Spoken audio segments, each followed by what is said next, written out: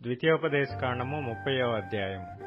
నేను నీకు వినిపించిన ఈ సంగతులన్నీయు అనగా దీవెనయు శాపమును నీ మీదకి వచ్చిన తరువాత నీ దేవుడైన యెహోవా నిన్ను వెళ్లగొట్టించిన సమస్త జనముల మధ్యను వాటిని జ్ఞాపకం చేసుకొని నీ దేవుడైన యెహోవా వైపు తిరిగి నేడు నేను నీకాజ్ఞాపించు సమస్తమును బట్టి నీ పూర్ణ హృదయముతోనూ నీ పూర్ణాత్మతోనూ ఆయన మాట నీవును నీ సంతతి వారును వినిన ఎడల నీ దేవుడైన యెహోవా చెరలోని మిమ్మును తిరిగి రప్పించును.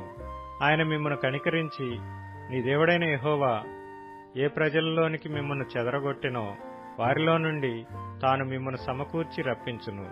మీలోనెవరైనా ఆకాశ దిగంతములకు వెళ్లగొట్టబడినను అక్కడ నుండి నీ దేవుడైన యెహోవా మిమ్మును సమకూర్చి అక్కడ నుండి రప్పించును.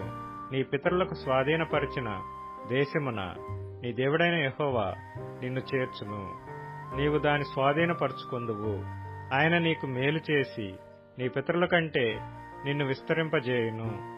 మరియు నీవు బ్రతుకుటకై నీ పూర్ణ హృదయముతోనూ నీ పూర్ణాత్మతోనూ నీ దేవుడైన యెహోవాను ప్రేమించున్నట్లు నీ దేవుడైన యెహోవా తనకు లోబడుటకు నీ హృదయమునకును నీ సంతతి వారి హృదయమునకును సున్నతి చేయును.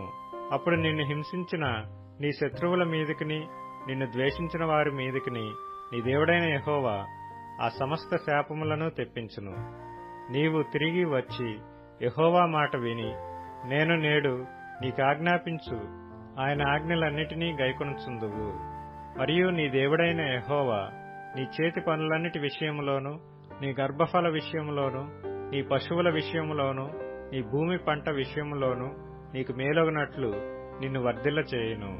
ఈ ధర్మశాస్త్ర గ్రంథమందు వ్రాయబడిన ఆయన ఆజ్ఞలను కట్టడలను నీవు గైకొని నీ దేవుడైన యెహోవా మాట విని నీ పూర్ణ హృదయముతోనూ నీ పూర్ణాత్మతోనూ నీ దేవుడైన యెహోవా వైపు మళ్ళునప్పుడు యెహోవా నీ పితరుల యందు ఆనందించినట్లు నీకు మేలు చేయుటకు నీ యందును ఆనందించి నీ వైపు మళ్ళును. నేడు నేను నీకాజ్ఞాపించు ఈ ధర్మమును గ్రహించుట నీకు కఠినమైనది కాదు, దూరమైనది కాదు.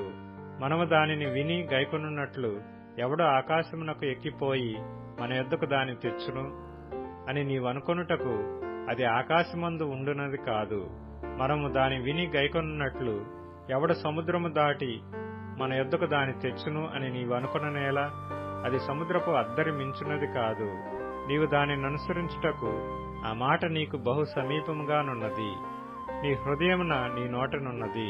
చూడుము, నేడు నేను జీవమును మేలును మరణమును కీడును నీ ఎదుట ఉంచియున్నాను.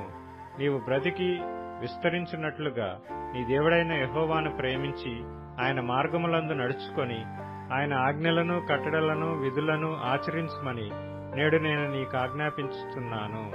అట్లు చేసిన ఎడల నీవు స్వాధీనపరుచుకొనుటకు ప్రవేశించు దేశములో నీ దేవుడైన యెహోవా నిన్ను ఆశీర్వదించును.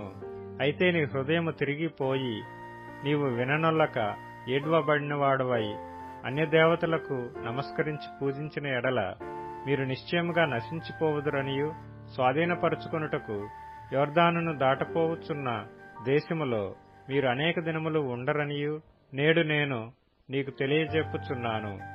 నేడు జీవమును మరణమును ఆశీర్వాదమును శాపమును నేను నీ ఎదుటను ఉంచి భూమ్యాకాశములను మీ మీద సాక్షులుగా పిలుచుచున్నాను.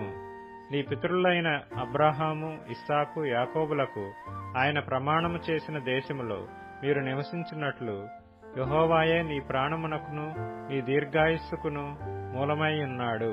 కాబట్టి నీవును నీ సంతానమును బ్రతుకుచు నీ ప్రాణమునకు మూలమైన నీ దేవుడైన యెహోవాను ప్రేమించి ఆయన వాక్యమును విని ఆయనను హత్తుకొనున్నట్లును జీవమును కోరుకొనడి.